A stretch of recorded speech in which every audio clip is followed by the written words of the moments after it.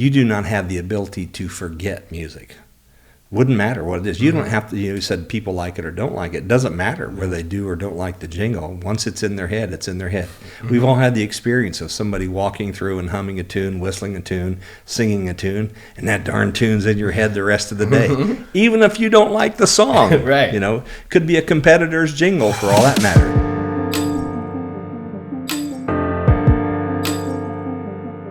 Hey, what's going on, everybody? It's the Talk About It podcast. I'm Lauren Fulmer. I'm Victor Dantas. And today we have another fun episode. Looking forward to this one, sitting down with Dave Dunn. Dave, how are you? Great. Thanks for this invitation. I appreciate it. Yeah, Thank absolutely. Appreciate you taking the time. You got a couple different businesses and adventures and a great life story. I've heard a little bit from you myself, but if you want to just go ahead and just give a little introduction of yourself. Who's Dave Dunn?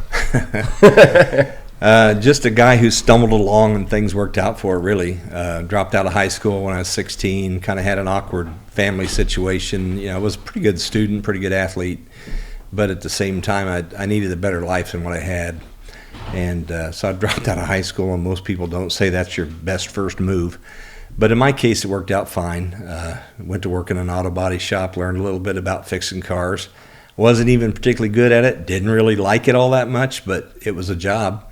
And then I could see some opportunity there. So by age 19, I started my own shop. And that was a lot of years ago, but I did that for about a year, and it was over in Knoxville. It was called Dave's Autobody at the time.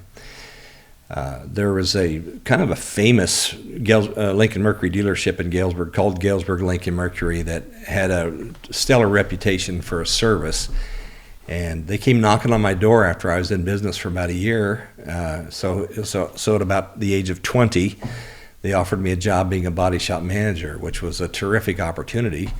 I got to be around newer cars, mentoring, coaching, things that I hadn't had in my life. And so I took that job. It was a match made in heaven. I loved them. They loved me. I felt like the most successful person in the world. And about 2.5 years into that shop physically caught on fire and burned down. And they decided not to go back into the body business. They invited me to stay on selling cars or working in the service department. But I kind of had the bug for collision repair and had learned a lot about it. So that's when I went out to Grand Avenue where I'm at now, and that was a long time ago. So yeah, is it 90s? Yeah. Are we talking 90s? 47 years ago, so yeah. No, 80s. Yeah. Yeah. Yeah, so I was 22 and I'm 69 now, so nice. I have to do the math quickly in my head. But, and so that worked out just great, and by the time I was about 29, I'd set a goal to semi-retire by 30, and I made it by 29. And so that created a lot of interest in what the heck did you do? High school dropout, semi-retiring at 29. My phone started to ring, and people said, hey, I'm 50 or I'm 60, and I'm working 70 hours a week. Come and show me what you do, and I'll pay you. You can be a consultant. And I go, okay, I'll be a consultant.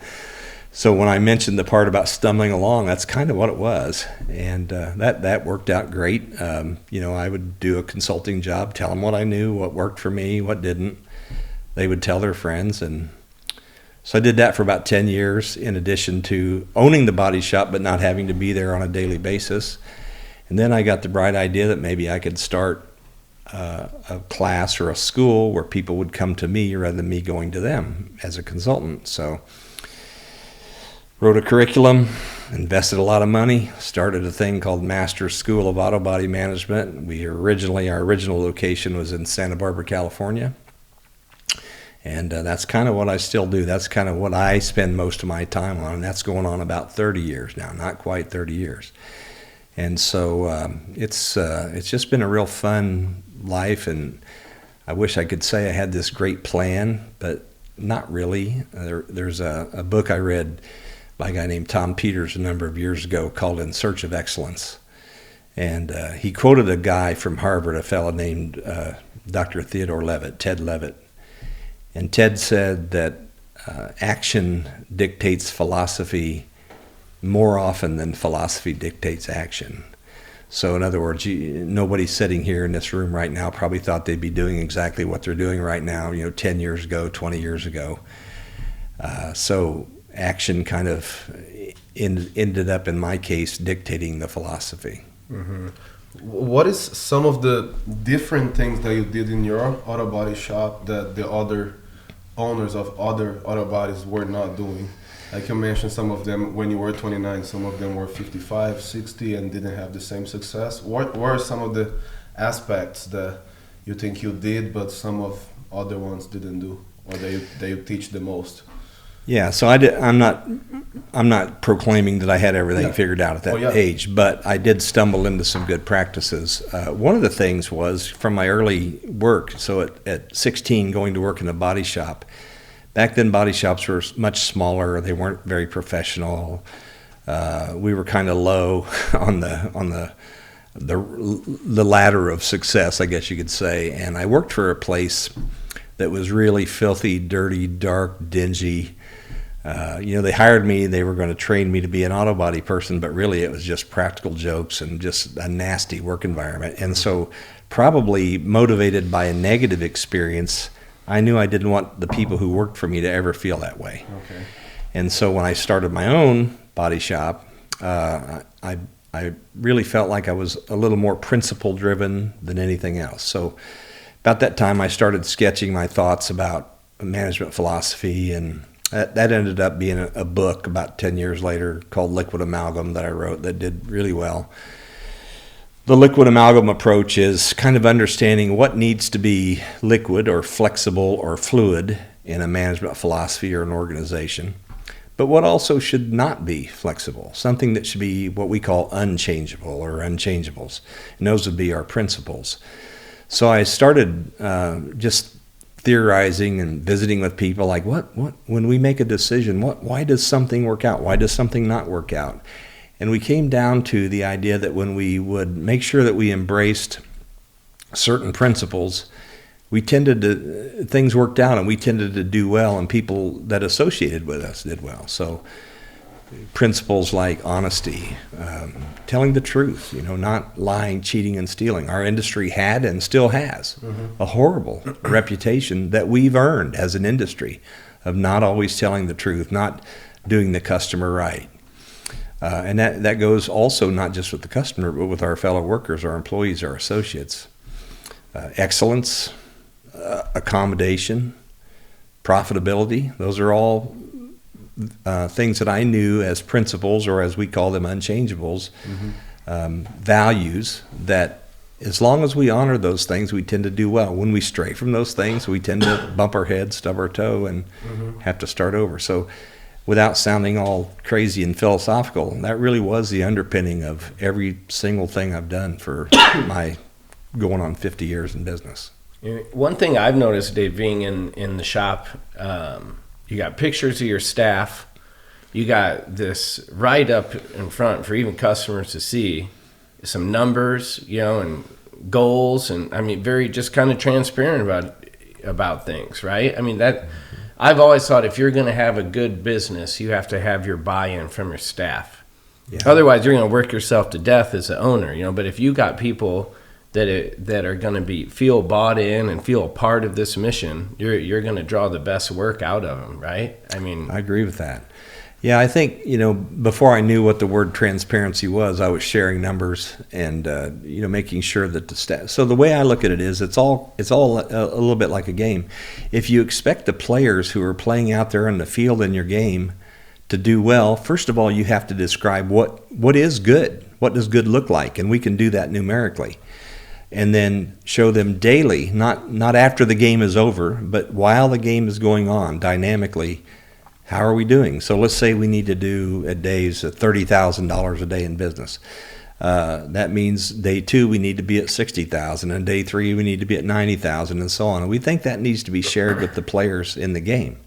I mean, can you imagine going to any sporting event? I'm a big college basketball fan, and can you imagine going to an arena and watching Caitlin Clark play and have no scoreboard as a fan? Like, not really sure how many points she had, not how many fouls she might have, all those things that matter in the management of a game, but only to have the management of the arena come to you and say, hey, don't worry about that. We'll keep the score, And tomorrow we'll let you know how you did, whether you won or you lost, or whether she fouled out or didn't. That's absurd. You wouldn't dream of doing that. Yeah, what a great analogy. Think about how many times businesses run that way, where they hide the numbers from people. The only feedback people get is negative. They come up, hey, we're not doing very well. We lost money last month. And so a lot of times the feedback that we as business owners provide to our staff is negative feedback or retrospective feedback after the game is over, when they couldn't do anything about it anyway. True. There's a book by a guy named Danny Myers. It's called Setting the Table. He's the fellow that founded these things called Shake Shacks around the country. And I agree with him on one thing. He says that when you look at the tree of importance in your organization, the customer is not number one. Your employees are number one. Now, that's not trying to be insulting to our customers, but here's the message. We will never throw an employee under the bus if a customer asks us to do something we know that violates our unchangeables. Yeah.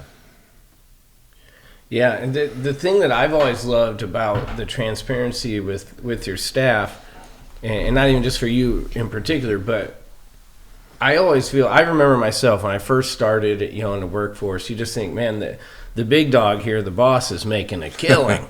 We're seeing, for you talk about 30,000 a day, and if you're just sitting here looking like, man, 30,000 a day is coming in here, but you don't have a darn clue what's going out. There might be 42 going out. That's but right. You think the boss is just raking it in, and golly. So, I've always thought about that. I mean, if you can have a business and just say, hey, look, man, this is where we're at, this is where we got to be, and this is how I think we can get there. And if by golly, if we can get there, we can have a nice little party, or we can do a kickback, or there's always going to be some sort of incentive. Yeah. But I just feel like if you don't have that, you just leave your employees to think that you're just killing it and I'm over here getting nothing, kind of feel. That's just what it always been. I remember being young and getting in the workforce. That's how it felt, Yeah, very common. When we do a consultation with an owner, or could be a corporate, we consult with a variety of organizations. We try to set the staff down as soon as we possibly can, and we ask them point blank, how much do you think Lauren is making? How much do you think Victor is making? Do you think they ever underestimate how much you're making? No. They always overestimate. Yeah. So when owners are terrified of transparency, we always say, if you don't supply people with accurate information, they will make up their own, and it will be wrong. And in almost all cases, they will assume you're cutting some big fat hog when you may barely be getting by. Maybe that's why you hired the consultant to start with, because things were too lean. So that level of transparency for us has always worked well. As you know, you walked into our offices, you see scoreboards up on the wall. It'll show exactly what our expectation for, let's say, sales traffic and sales conversion was daily, month to date. And sometimes I have owners who I show that to get frightened, like, I couldn't do that. Well, the customers are going to freak out. And I go, once again, do you think the customers are going to overestimate or underestimate what your financial performance is? Right. Plus, they won't understand it anyway by looking at it. It's just numbers. It's somebody else's numbers and statistics. Right. So that transparency really does boil down. Like, I'm doing I do quarterly company employee reviews. So I set every employee down. I've done this for virtually all my career. Every 3 months, we talk about, first thing we always talk about is, what are our values? What are our unchangeables? Can you name them? How have you used them? Honesty, excellence, accommodation, profitability. And the number 2 question I ask every single time, every quarter, is, how do you feel about your pay? How do you feel about your compensation? How do you feel about your benefits? Owners tell me they're terrified to ask that question, because holy cow, if I ask these people how they feel about their pay, they're surely going to say they're unhappy with their pay or they want more. And I always say, so if you're afraid to ask them that, how do you think they feel if you don't ask them that? Like, do you think they feel any less compensated or more compensated? So my point is here, that transparency really works, because people know you're paying attention. It doesn't mean you give people a raise every 3 months, but maybe you can set some objective criteria that says, okay, you're unhappy with your pay. Well, I can't afford to pay you more now because of this, but here's what it would take for you to earn more.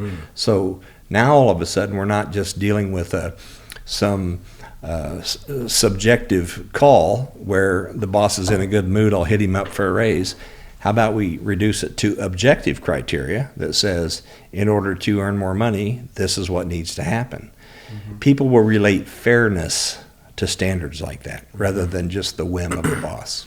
Well, and then you have accountability. So 3 months later, you come back and they say, I'm still not happy with my pay. Well, what have we done about, XYZ that we talked about could be improved or provide opportunity for me to get you that extra dollar or two, Exactly. So Do you have a lot of challenges with that, with human resources, and how do you deal with that?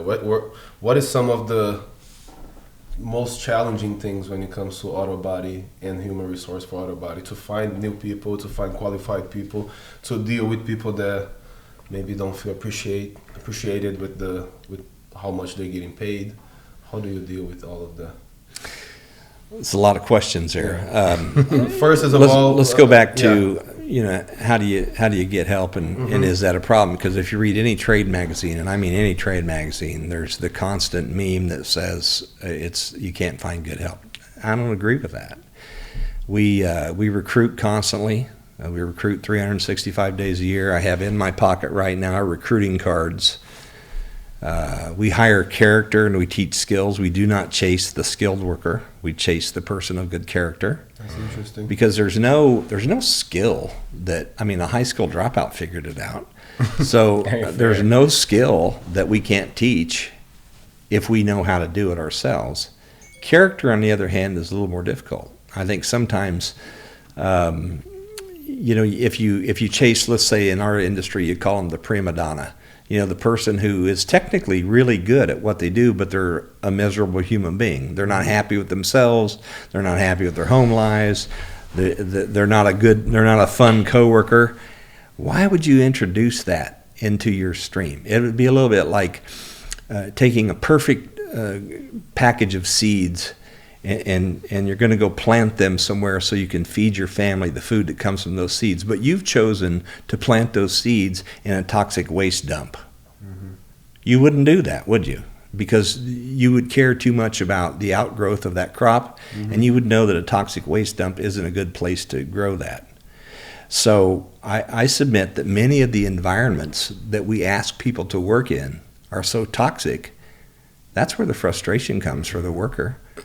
People deserve to be appreciated and loved in the workplace, and I'm afraid that the people who are constantly complaining because they can't hire people probably need to look inwardly and stop blaming the workforce and maybe create a workforce that is attracting to the type of human beings that you want to work in that place. Yeah, I've been, through my work experience, being responsible for some hiring and firing, and I've made the mistake, bringing in an employee that brought some of that level of toxicity, and man, does it shift the whole dynamic of the whole crew. And now you have other people who are totally happy and content and good employees, and now they can come in and rock that boat pretty easily. From what I know, you've done a pretty good job, at least at your place on Grand. I don't think you have a whole lot of turnover. We don't. We're pretty fortunate in the sense that we have a lot of, been there a long time, a lot of 30-plus employees. We actually have some that are pushing 40 years right now. And you have that on their pictures, right? Oh, yeah. That's why I knew. There's no way, because you got, your Rockies and Kevins. A lot of 20s. So we have multiple generations there. We got your people that are, getting closer to retirement that have been there since they were teenagers or early 20s. We have kind of another crop of people that are in that 20-year category. Little caveat to that: when you're with us for 20 years, we send you and your family to Hawaii for a week. So that's always a big. Now the people who are hitting 40 going, so do we get to go again? Do we get to go again? Like I didn't think that through, but no. And then we have because we train our own people, so we hire. Again, we hire character and teach skills. So we do hire young people. Like our detail shop right now, we have 7 employees over there. I think the oldest person in the department's 25. They make pretty good money. Like if you work in our detail shop, it's not a minimum wage job. anywhere. I think the top person's about 60,000 over there, and most of them are in that $40,000 to $50,000 range. So it's good money. It's probably shockingly good money to most people who do that for a living. So that is part of it. We pay pretty well at the low end, but these are the people who ultimately become our future staff for other jobs, and so that's kind of how they transition through the organization. As we were just wrapping up there, I thought it was a great opportunity to kind of switch gears, because one thing I know our entire community knows from start to finish is the Dave's Autobody jingle. And I went around selling radio ads for 10 years, and I use your jingle as proof that this radio works. Its ability to be intrusive. I don't think anyone at any point sat down and said, I'm going to make a point to memorize the Dave's Autobody jingle. Do you know what I mean? And it just happened. Yeah. And now anyone in this community, whether they like it or not, can sing that thing pretty well through, or at least good chunks of it, you know. Yeah.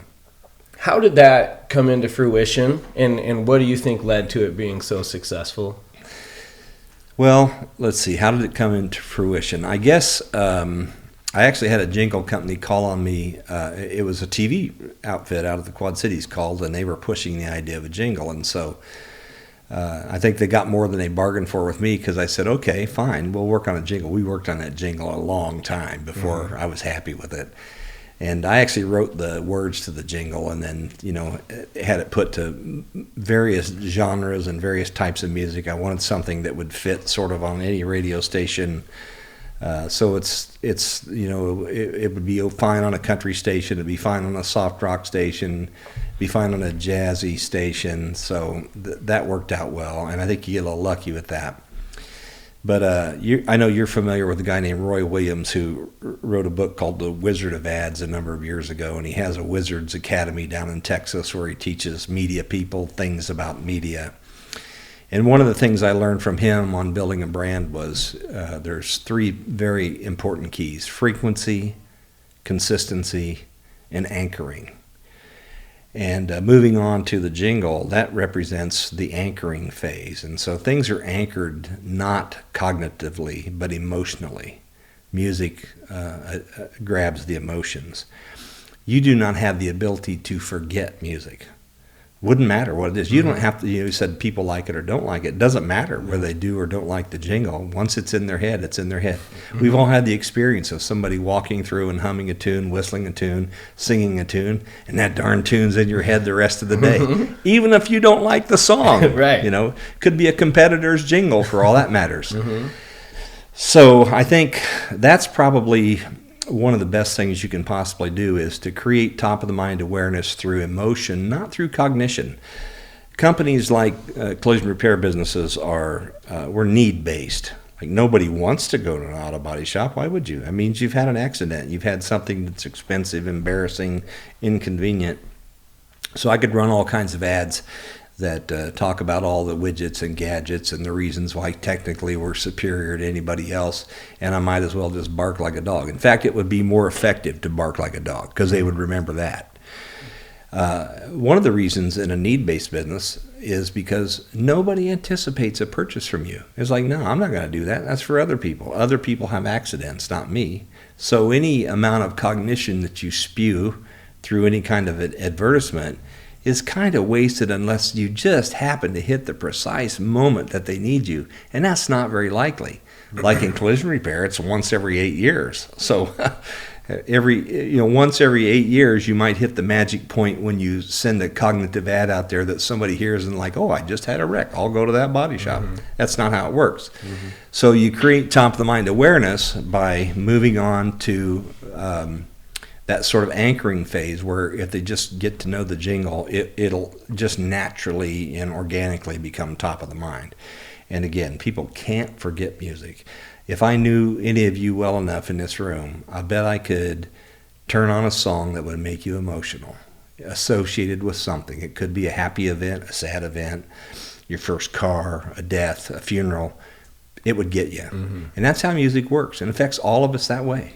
And you never lose that. You can't forget it if you try. You remember it for the rest of your life.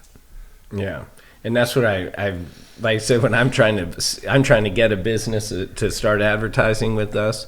I literally you tell me, oh, well, radio doesn't work anymore. I say, okay, well, tell me, have you heard this song before? And you crashed your car. Everyone knows, man. And it just is, you did a really good job with that. Then you go even further on marketing.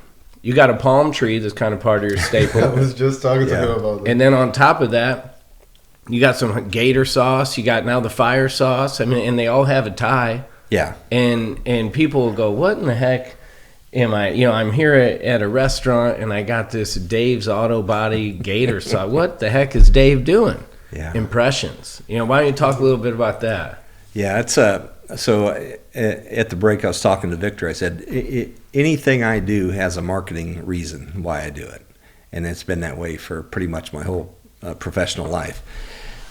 Regarding the things like the palm tree is a bit emblematic of something that we want people to feel. In other words, palm trees are associated with an oasis.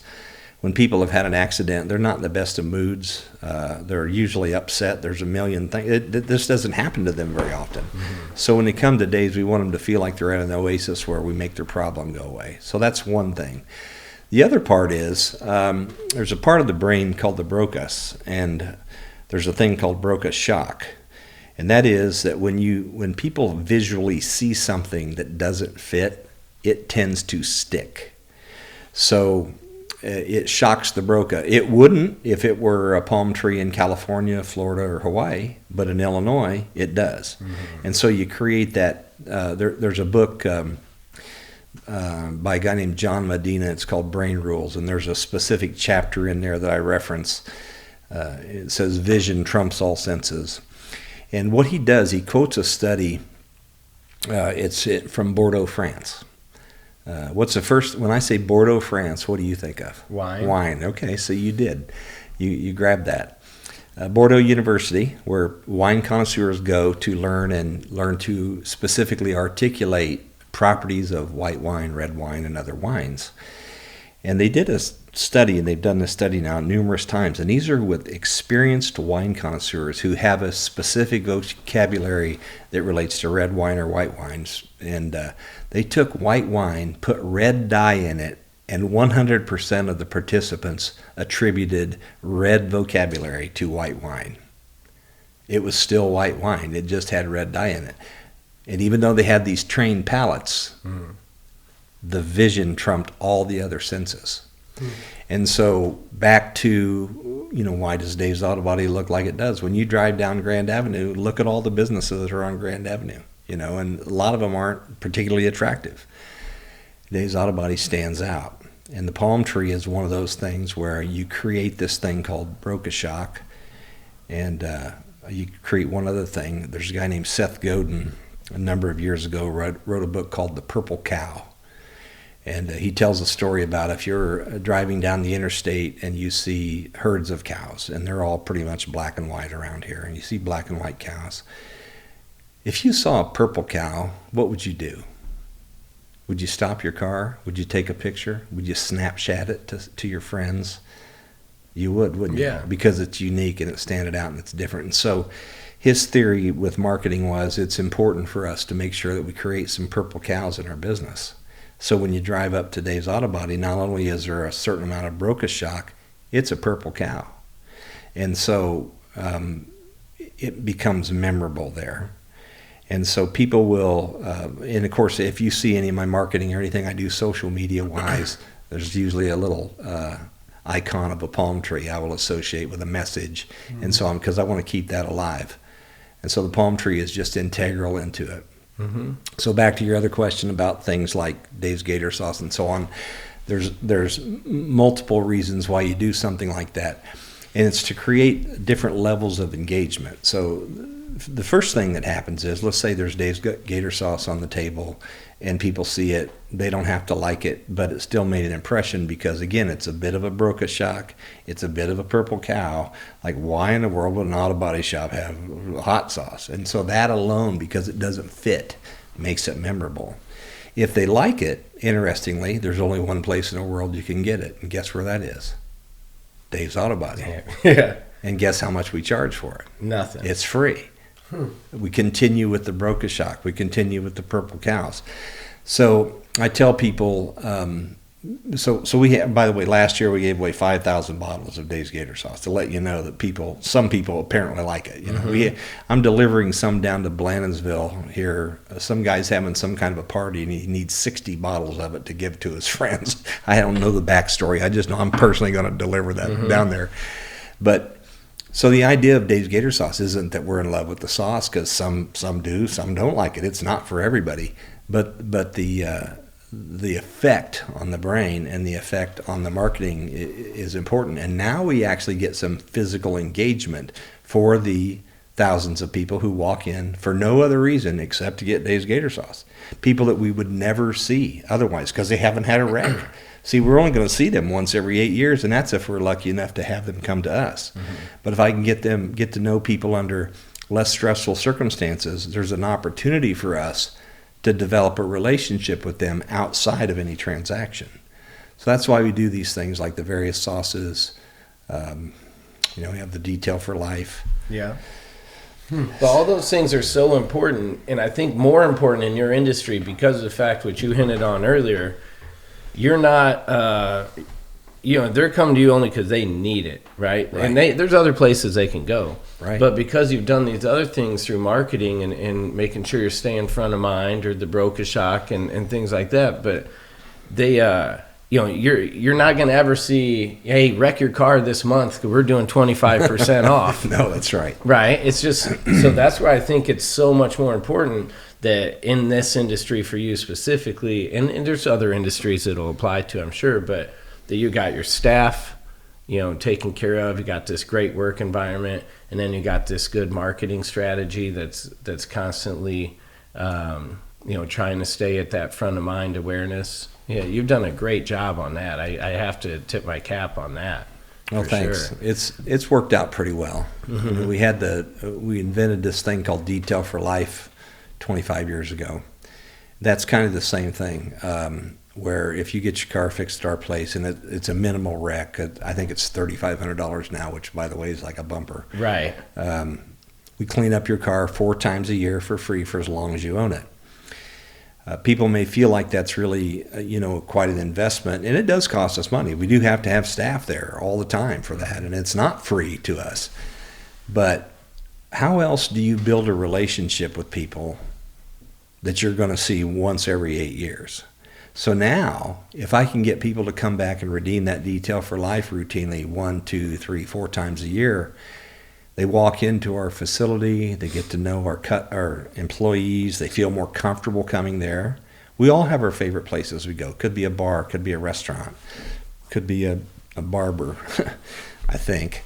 And those are all, we're all subject to that. We enjoy relationships, not just transactions. And so what we're trying to do is develop as many relational-minded customers as possible so that they know us. And one of the things we learned when we were doing research for our marketing class that we teach at Masters was there's a factor in marketing called uplift factor. And marketers understand that there are various things you can do as a business to create something called uplift factor in the mind of the consumer. I mean, it's things like the looks of your building or advertisements that they hear, news they may hear about you, previous experiences they've had with you. But the biggest thing is if I know someone who works there. We're most likely to go do business with people if we have an in or we know someone there. And that might be as simple as I recognize the receptionist's face, or I know one of the fellows that works in the back or one of the ladies that works in the back. And so we're trying to develop that relationship, and that's what Detail for Life does for us. So once somebody's had Detail for Life, they almost never go anywhere else to get their car repaired. Yeah, they're already coming to you once, twice, or 4, up to 4 times a year. I got to ask this. This may come off a little funny, but on average, you said about 7, 8 years is about what you're going to see. You've been in this industry long enough. There's got to be a good story. You ever seen somebody like 3 times in a month hit another deer? You won't believe this, but like you're baiting me. So. No, but I'm just here. I mean, you got to have some good story. We're like, golly, how many times is this guy going to come see us here in 4 months? Or over whatever. and over again. Over and over again. So I have one very recent one. A person came in, they'd hit a deer with their vehicle. They rented a car from us, and as they're going home, they hit a deer with our car. See, I knew there's a good one. That's crazy. That car had to come in on a tow. We rented them another car, and they wrecked it. They hit a deer with it. They had 3 deers within 3 days in That 3 is different nuts. cars. That's what I mean. I've heard just people happened. have these maybe Yeah. over 3 months. I didn't know 3 days. 3 days. Where's that guy driving to? Like Yeah. on a farm? Right, through a deer pasture. But no, that's crazy. And we have Yeah. our own rental fleet, so that was painful for us because it was Yeah. our cars getting wrecked. Golly. But yeah, and there are frequent flyers, but it's pretty unusual for that Right. to happen. It's just, they are accidents. Nobody plans these. People aren't always bad drivers because they have a wreck, If you talk to our customers, we never actually fix the guilty party. It's never their fault, in fact. So That's it's like, right. that's so weird. At Dave's, we only fix the innocent people's cars, apparently. So. Yeah. You talked too about the cost, $3,500 not being much anymore, because that's something, I remember I've had some accidents in my early driving career, thankfully. I'm knock on wood, I've been on a good streak. But yeah, $3,500, you'd have to do some pretty good damage. And where nowadays, parts and, sometimes having to wait on parts, is that Yes. still an issue? Huge issue. Yeah. And it got worse during COVID. Well, back to the cost of repairs. That has little to do with labor. Labor has hardly risen, certainly not at the level of inflation. But safety considerations on cars. So there's these scanning things, ADAS systems, they're advanced diagnostics that even a small wreck requires. And so there's a couple grand right there just of just stuff you have to do to make sure that the lane departure system works or the cruise control works properly and so on. So there's a lot of safety things that have driven up the cost. It's good because it's driven down deaths. So from a safety standpoint, they work. From a cost standpoint, it's made repairs much more expensive. And then your second point about parts availability, we'd built, Natalie and I, my wife, we just built a building out back of Dave's, about a 10,000 square foot building that we had anticipated using for ADAS, for heavier hit cars and so on, right before COVID. And it ended up becoming a parts warehouse for quite some time. And that was simply because parts became so difficult to get, we'd have to order parts way in advance. And we'd get like 50%, 60%, 70% of the parts, but you can't fix the car with that. So we ended up warehousing like $1 million worth of parts over that period of time, just so that when we finally could get all the parts in, we would have all the parts. And that's starting to improve some, but it's not fixed yet. We're still, several weeks out on many parts for many cars. So we used to be able to brag about, we had one of the top cycle times in the nation. That is from the time we get your keys to you get it back. At least with State Farm's numbers, at times we led the nation out of Galesburg, Illinois in cycle time. We're not even close to that now. Right. It's so bad we don't even like to look at the numbers. Right. And it's simply because of parts availability and the accessibility of the parts. But the competitor industry-wide's running into Oh that. yeah, everybody's got the same problem. Right. When it used to be you could come in and the other thing about it is estimating practices have changed a lot. Like we don't drive estimates anymore. You have to make an appointment. Oh, really? Mm-hmm. Yeah, because you're already busy and trying to keep up with everything. And it takes longer to do. We actually have to do more disassembly on the car to even write the estimate because there's so many electronics. True. I'll give one word of warning to anybody who's listening to this. If you go to a body shop and it's a wreck of any size and they write you an estimate on the front lot, beware, because they've probably missed some things. We have to disassemble the car to do it properly. Mm-hmm. Take the bumper off, sometimes open door panels up to see what's in there, because there's so many safety things that we have to check. And so what happens with the lower quality shops is they write this kind of quick estimate and then they just patch it together when the car is fixed, and so the car isn't really fixed, and right. your family is now at great danger. Yeah, that's a true concern. So now and we have people get mad, like, they're used to just walking in and saying, hey, I need an estimate, and say, well, we're booked for estimates, and, be 2 days before we can get to it, and we've got one at 2:00 on Tuesday, like your dentist would tell you. And some people get angry, other people understand. But so that's been a bit of a switch over just the last 3 or 4 years. It's kind of affected the dynamic with the customer. Fortunately, most of our customers now are repeat customers, so they understand us. Right. Dave, with your consultation business, do you do your classes in person only, or do you have an info product, or do you sell a course online as well? We only do in person. During, when the various mechanisms for delivering, classes of different types, Zoom meetings and so on, came out, we practiced with them a little bit. We practiced with some of our larger consulting clients where they'd have, 60, 70 employees in a room. We canned it. We didn't feel like we had the same effectiveness. There's a lot of reasons for that. You don't know what the person's doing on the other side. A lot of what we teach are what we call softer skills. So that is more philosophical things. And so, if they're playing with their phone, they're not getting the message. And so one of the things we know from public instruction is when we're in the room together, you read the person's eyes, you read their body language, you understand whether they're paying attention or not, whether they're getting it or not. And we feel like we lose that with the electronic delivery, so we don't do the electronic delivery anymore. It's tough being on Zoom calls or Zoom calls is tough. I get anything, right? If you're watching a movie, a training video, I mean, it's going to be a whole lot better if you're sitting there watching in person, someone showing you this is how it goes, or even working on a car or something as opposed to watching some video. Yeah, depending on the platform that you use. Of course, online education has grown so much. Yes. And there are platforms that you can measure, if the person is actually watching a full video, if they answer the quiz after each module.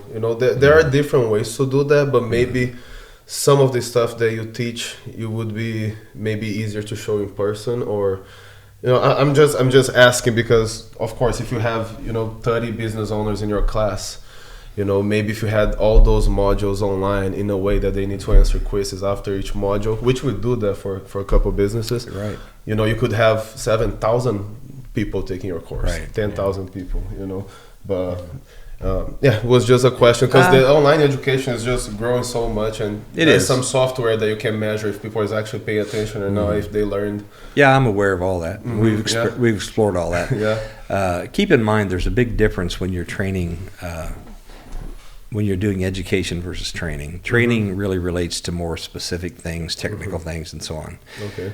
Education is bigger picture things where we are trying to help people understand larger concepts and so on. And also keeping in mind that the people in the room are not all at the same, they're not all at the same starting point. Whereas in live education, we have the ability to custom tailor it that day, that moment for that individual and their level of accomplishment. So Bloom's taxonomy of education, do you know what that is? Okay, so the most basic level is knowledge, level 1. And that's really just the ability to recite facts. That's not really learning. You move up to a little higher level, like, comprehension or even application, where they actually know how to use the learned information. Those all work very well with things that are technical, like, in other words, how to mask a car or how to lay down a base coat and how long you wait before you put clear coat on. Yeah. They're very effective for that. A lot of the training that we buy for technical training, for certifications or so on, are delivered that way. And we're glad because it's far more economical for us to do.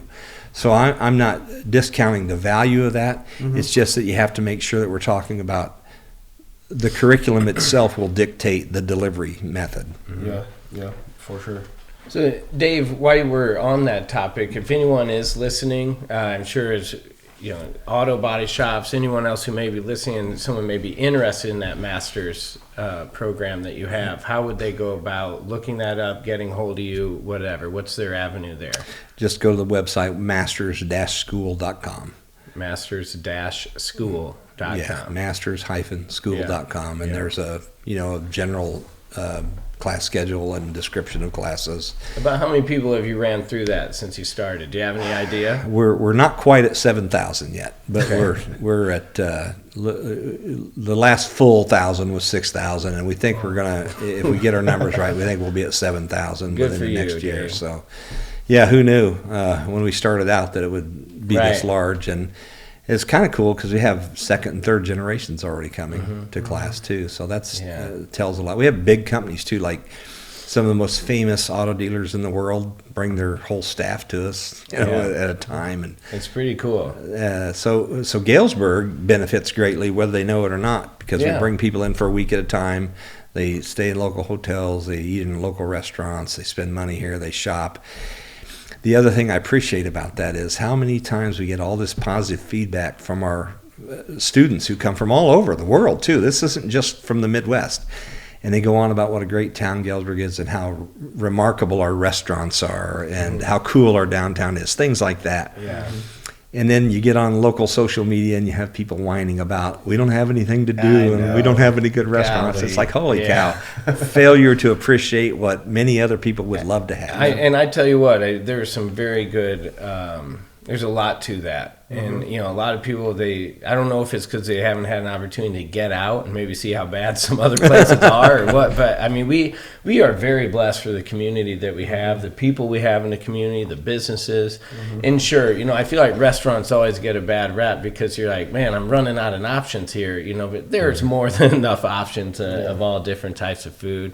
And if you need to go, the best part about where we're at in the Midwest, I mean, you can drive 10 minutes and be at a whole other little town. That's right. And grab a little something there. So it's not like, in these big cities, I mean, sure, they may have a whole bunch of options, but, you're battling 100,000 people here and there. I mean, I love what we have here. And I feel like anywhere where you're at, it's going to be how you feel when you wake up. We've talked about that. We've talked about this several times. Yeah, a lot of people that only wants to complain. They don't do anything about it, Right. And I'm from Brazil. I've always lived in large cities. I lived in Europe and South America, and then I came to Galesburg, little Galesburg, and I've been here for 9 years now. I keep finding opportunities everywhere, But you need to have actions. You need to do something in order to grow, and to enjoy the place. If I was just complaining, for sure, I would not enjoy my time here. Right. If you pay attention to my social media, a lot of times I feature restaurants for that reason. Natalie and I will go to lunch somewhere different every day, and we don't post every day, but we do try to post twice a week, and including here in Monmouth. We have several places that we love. I just was at El Navigante and had the goat birria, and it's something you can't get at many places, and so it created a lot of questions and a lot of comment like, ooh, goat, and but oh, really, goat? Yeah. So it just depends on the perspective. Right. But so it's not just Galesburg, all the surrounding communities we try to hit, and we feature them. We never ever trash anybody or say anything negative about anybody. If we don't like it, we just don't say anything. Right. But generally speaking, the local restaurants are very proud of what they do, and they deliver great product, and it's affordable. After having an office in Santa Barbara where, every lunch is $100 for two people. I mean, it's just a different world than what we have here. So, we have a lot to be thankful for. I mean, real estate prices. Yeah. I think one of the things that's helped us maintain staff is everybody can afford a house in this area. I have several people that are under the age of 25 that are homeowners at Dave's Autobody, and it's like there's not many communities or larger metro areas where that would be affordable. Right. That's true. Well, Dave, I hope you enjoyed your time here with us. I know we have, or I have. I can't go speaking for Victor, but I was getting the vibe. For sure. Yeah, for sure. But honestly, thank you so much for coming and joining us today and sharing your story. I remember the first time I sat down with you, and I was blown away. I was already seeing a very successful guy. My biggest thing walking away is you had mentioned a high school dropout, and I'm like, you hear people, and they just never had an opportunity or what. I mean, it didn't sound like you had much of an opportunity, but you found your way. Yeah, and for that, good for you, man. Feel pretty fortunate, and thank you all for inviting me to do this. I appreciate it. Thank you, guys. It's another fun episode of the Talk About It podcast. I'm Lauren Fulmer. I'm Victor Dantas. And Mr. Dave Dunn. Thank you so much, Dave. My pleasure. You guys hit subscribe. Yep. We'll see you later. Thank you for watching this episode of the Talk About It podcast. I'm Victor Dantas. I'm Lauren Fulmer. And we would encourage you guys to subscribe to the channel. And don't forget to hit the bell. It's going to be right below the video. So hit the bell. So you know when the next episode is up. We appreciate all the support. Thank you.